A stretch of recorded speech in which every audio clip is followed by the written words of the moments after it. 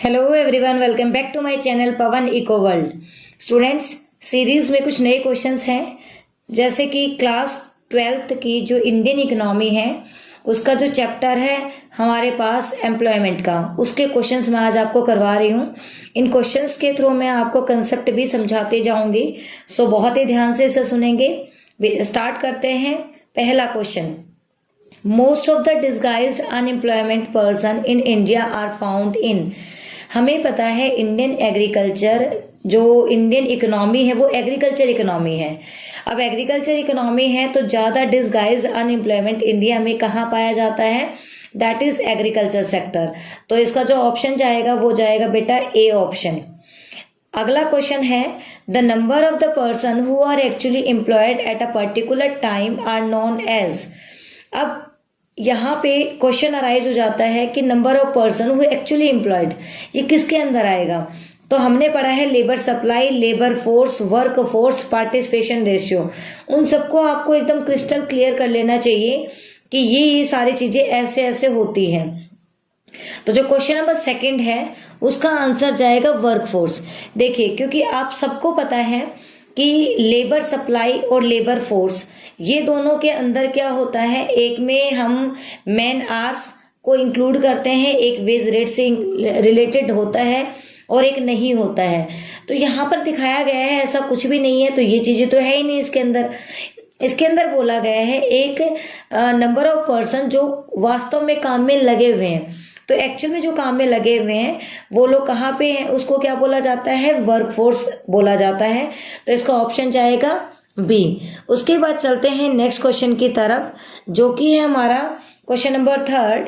The process of moving from self employment and regular salaried employment to the casual wage work is known as. अब देखिए, इसमें हमें ये बताया गया है कि process of moving self employed से रेगुलर सैलरीड और रेगुलर सैलरीड से कैजुअल वेज वर्कर। तो यहाँ पे हम अगर इसकी बात करें तो इसका जो ऑप्शन जाएगा दैट इज बी। अब देखिए बेटा, सबसे पहली बात, अगर इस क्वेश्चन नंबर थर्ड को मैं समझाऊं तो आपको पता होना चाहिए कि वर्कर क्या होता है। वर्कर वो होता है जो किसी प्रोडक्शन एक्टिविटी में लगा हुआ होता है। वर्कर दो पार्ट्स में डिवाइडेड है। पहला एक होता है हमारे पास में सेल्फ एम्प्लॉयड, दूसरा होता है जो एक तरीके से दूसरे यहाँ पे काम करता है, लाइक हायर्ड एम्प्लॉय। तो वर्कर दो पार्ट्स में डिवाइडेड है, सेल्फ एम्प्लॉयड और हायर्ड के अंदर। अब जो सेल्फ एम्प्लॉयड है उसके तो कोई पार्ट्स नहीं होते, बट हायर्ड को दो पार्ट्स में डिवाइड किया गया है। एक होता है कैजुअल, एक होता है रेगुलर। तो उसी से ये बनाया गया है। कैजुअल वर्कर वो होता है जिसके पास रूटीन बेसिस पे काम नहीं होता है, उसको वेजेस में काम मिलता है। जब भी वो काम करेगा उसके बदले उसको वेजेस मिलेंगी, ना उसके पास कोई सोशल सिक्योरिटी बेनिफिट होता है। एक तरीके से उसके पास कोई वो टर्म्स और कंडीशंस नहीं होती हैं जो कि फॉर्मल सेक्टर के अंदर होती है। तो हम कह सकते हैं कि कैजुअलाइजेशन ऑफ वर्क फोर्स जो है इसका बी ऑप्शन होगा। क्वेश्चन नंबर थर्ड का जो ऑप्शन जाएगा दैट इज बी। चलते हैं क्वेश्चन नंबर 4 की तरफ।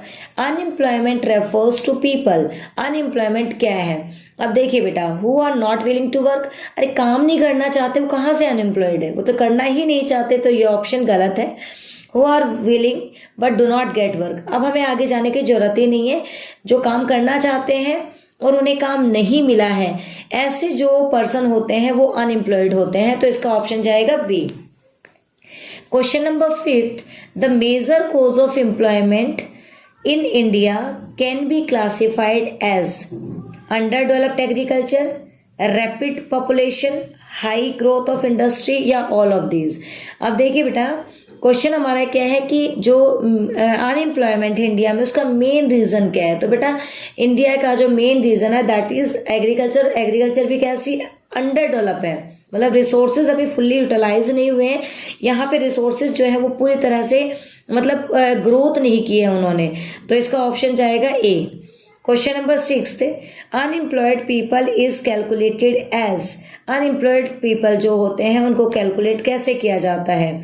तो देखिए बेटा, अंडर ये जो लेबर फोर्स है, अगर उसमें से हम वर्क फोर्स को माइनस कर देते हैं तो हमारा जो अनएम्प्लॉयमेंट का रेशियो है वो आ जाएगा। तो इसका ऑप्शन जाएगा A. Question number 6, unemployed people is calculated as. Question जो नंबर 6 है, उसका तो मैंने बता ही दिया, sorry. Question number 7, seasonal unemployment occurs mainly in. अब सीजनल जो अनएम्प्लॉयमेंट है वो कहाँ पे मिलेगा? तो बेटा सीजनल का मतलब ही ऐसा है कि 6 महीने काम करो, 6 महीने घर पे बैठ जाओ। लाइक जैसे ही एक खेती बाड़ी में काम होता है, पहले हमने बिजाई कर दे तो हार्वेस्टिंग टाइम तक हम बिल्कुल फ्री होते हैं, ये एग्रीकल्चर होता है। तो सीजनल अनएम्प्लॉयमेंट एग्रीकल्चर में पाया जाता है, that is option number C. Question number 8, an arrangement in which a worker uses his own resources to make a living is known as. देखिए बेटा, एक वर्कर खुद के ही चीजों को यूज कर रहा है और वो काम में लगा हुआ है, सीधी बात है, ये कैसा है? सेल्फ एम्प्लॉयमेंट है। मतलब हम किसी के अंडर काम नहीं कर रहे, ना वेजेस में काम कर रहे, ना कैजुअल है, that means self employment, option number D. Question number 9, disguised unemployment refers to. Disguised unemployment क्या होता है? डिसगाइज का मतलब होता है बेटा हिडन अनएम्प्लॉयमेंट, छुपी हुई बेरोजगारी। इसका मतलब सीधा सीधा अगर मैं आपको समझाऊं, हम कहीं काम कर रहे हैं, अगर वहां 10 पर्सन काम में लगे हुए हैं तो भी टर्नओवर आउटपुट उतनी ही आएगी। अगर उन 10 में से हमने 5 को निकाल लिया तब भी आउटपुट उतनी ही आएगी।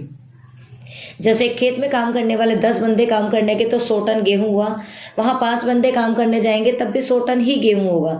तो यहाँ पे हिडन अनएम्प्लॉयमेंट होता है। पर्सन विद नो जॉब नहीं, गलत है। More person employed for a job which less can accomplish, ये वाला जो इसका ऑप्शन है बिल्कुल ही सही है, क्योंकि आप सबको मैंने अभी अभी समझाया कि जहां बंदे हद से ज्यादा लगे हुए हैं ऐसे को हम डिसगाइज अनएम्प्लॉयमेंट बोलते हैं। देखिए बेटा, ये कुछ क्वेश्चंस थे जो कि इस चैप्टर से रिगार्डिंग थे। मैंने 9 क्वेश्चंस यहाँ पे करवाए हैं। इन 9 क्वेश्चंस के साथ साथ मैंने आपको डिसगाइज अनएम्प्लॉयमेंट क्या होता है, सीजनल अनएम्प्लॉयमेंट क्या होता है, एक तरीके से इनफॉर्मलाइजेशन क्या होता है।